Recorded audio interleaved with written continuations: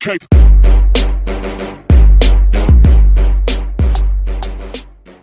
In day 3 of Fyreslayers week, we're going to be talking about the various lodges and how this faction organizes itself in a way that fits into the greater scheme of the mortal realms. It's important to note before we begin that this structure of society is what will actually allow the Fyreslayers to not only survive the Age of Chaos, but actually prosper during it. They're one of the few races that really made the best use of that dark time. And as we'll discover, this is really based upon the fact that it has a firm structure that allows for expansion and multiplication. So before we begin talking about the various lodges, let's talk about the structure of just about every single one of them. Essentially, a lodge, which is the kind of societal structure of Fyreslayers, is a patriarchy. It's run solely by the Rune Father. He is the sole authority and responsibility of the lodge. And below him are his many sons. Now, a smart Rune Father will have many children because all of these children, the Rune sons, are trying to vie for the crown, try to be in charge, trying to prove to their father that they're the ones worthy to lead the lodge, and so that puts them into some pretty dangerous positions. Frankly, most of them die, so he has to have many kids so that he can at least have a successor. And these Rune sons often act as his sort of lieutenants, taking on smaller brigades in battle. And as I mentioned, they are all trying to prove themselves to the Rune Father, competing with one another for the right to be the next Rune Father after succession. Now, we're not given a glimpse into, frankly, how fast they procreate, but we can imagine they do this very quickly because the Rune Father has so many kids, and if you multiply that by how many Duarden there are in a given lodge, you can see how these things would escalate very quickly in terms of size. It's also important to note that Duarden seem to have longer lifespans than most humans, and so when you take both of those things into consideration, you could have a Rune Father be on the throne, so to speak, for a long time, and in the meantime he's having lots and lots of children, and the lodge is expanding around them. Now, at the point of succession, when a Rune Father is too old to continue fighting, or is on his deathbed from a mortal injury, something like that, he will name a successor, one of his Rune sons. And at that point, the other Rune sons have a choice to make. They can either bow and serve their brother, or they can split off and make their own lodge. Right? Maybe he was wanting to be Rune Father, but another was chosen. Well, he has the option. If he has the charisma to bring a runesmith and maybe a battlesmith with him, he could probably convince enough Duarden to say that this new lodge should begin. And it's hard to explain because typically we look at these things in our lens and say, oh, that's like a schism, right? Almost like we would say a civil war, but that's not how it's perceived here.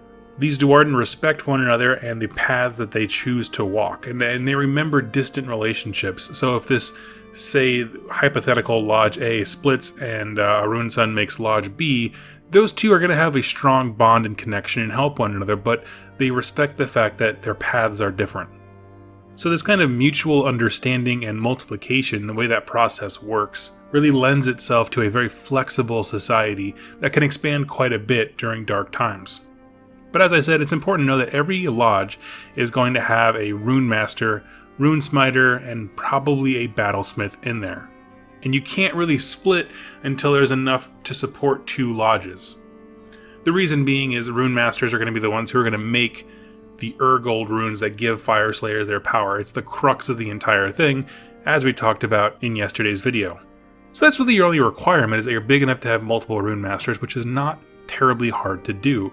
So splitting makes it very easy to keep your size small enough that you don't attract major chaos armies. It lets you spread across different areas, and frankly keep the peace. This way there's no politicking and vying for control. Now, the Fyreslayer Battle Tome does list off 12 different lodges. I'm going to rapid fire through them really quickly. It doesn't give a story to every single one of them, but the ones it does, I want to point out some cool stuff. Sort of the most iconic one is the Vostarg Lodge in Akshi. It's the fire-based ones. There's the Voltrung in Akshi, Hermdar in Akshi. Again, you can tell most of these are from a fire. And the Hermdar were once hired to defend a city from chaos, and the city didn't pay, and so the Fyreslayers let the Chaos army come and just obliterate them. And so that's they kind of got a bad mark on the forces of order, saying like, oh, you guys are terrible, you let Chaos destroy us. And Fyreslayers are like, no, we're honorable. They didn't hold up their end of the bargain. And so that's kind of the most dual positions we were talking about in yesterday's video. The Greyfjords are a nomadic lodge, which is very interesting. There's no home forge for them. The Sigyn Lodge is in the realm of metal. Lofnir Lodge in Gur. And they had actually made deals during the Age of Chaos with a Chaos Lord to wipe out the Atlantic Empire, which is an empire I'm learning about here right now in another book. I'll get to that in a little bit. But they are another example of the kind of weird positions that Fyreslayers can put them in. A Chaos Lord hired them as mercenaries with Urgold, and that's all they needed. There's the Tangrim, which is a lodge in Azir, and they've made oaths with the Stormcast Eternals to keep chaos out of Azir, which I find very interesting because you have to imagine Age of Myth, Grimnir explodes and Urgold goes everywhere, but during the Age of Chaos, Sigmar locks the doors. There's a whole bunch of lodges that probably want to get into Azir to mine Urgold, but to do that, I'm thinking Sigmar made them make a promise, like you have to help defend me if you're going to be in my place sniffing out gold. And so I think that's a very interesting kind of dynamic there. There's the Gelvagd in Azir as well, the Olrung in Shyish, the Beldrag in Giran, the Thungor Lodge in Haish, and the Kangan Lodge in Olgu. Again, not a lot of lore given to all of these. Those snippets that I did read out were taken from the kind of pseudo-timeline towards the beginning of the book. But individually, there's not a lot of lore for each one of these. There is some really cool artwork, though, and painting guides in the Battle Tome you should go check out. So let's talk about why this is cool. Why is this important to the identity of the Fyreslayers? Well, here's the thing. This kind of societal structure is one that is survivable. You have a unified direction. You have a singular leader.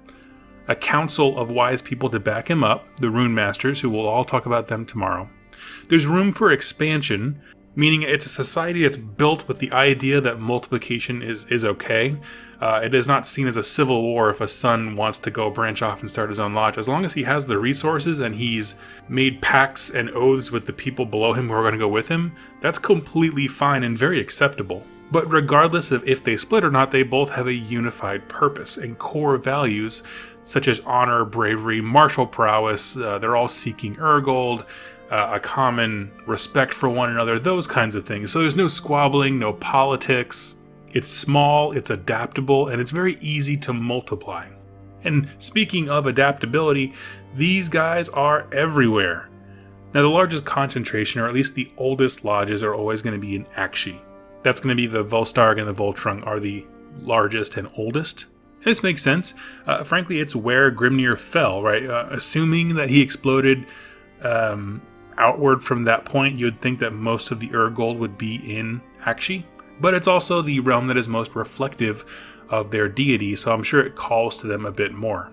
Which explains why there's a concentration in Akshi, but the fact is they are kind of everywhere.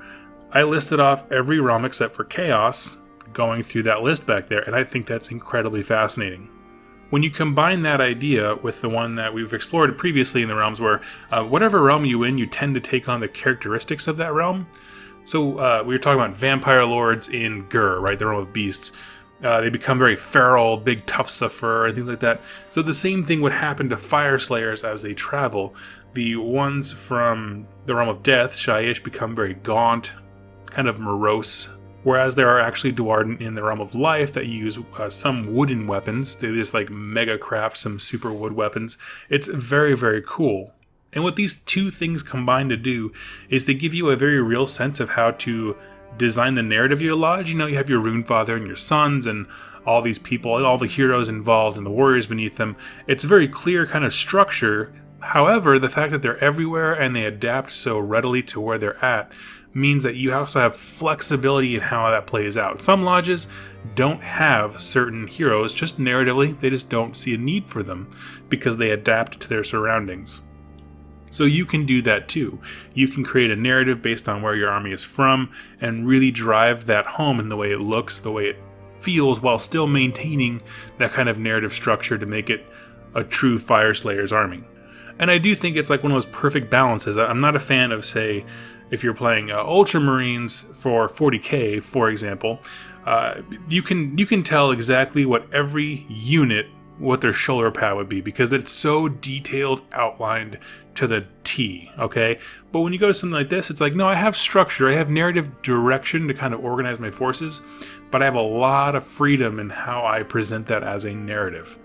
And friends, we are halfway through Fyreslayers week. Now the next 2 days we're going to spend looking at the various units, starting off with the heroes of the Lodge, and then talking about the units that make up its armies. If you know a Fyreslayers player who might be interested in this, go ahead and share them these videos. I'm having fun just as we wait for the second edition to come out, and I hope that you are enjoying the content as well. So friends, thank you all so much for watching, and happy wargaming.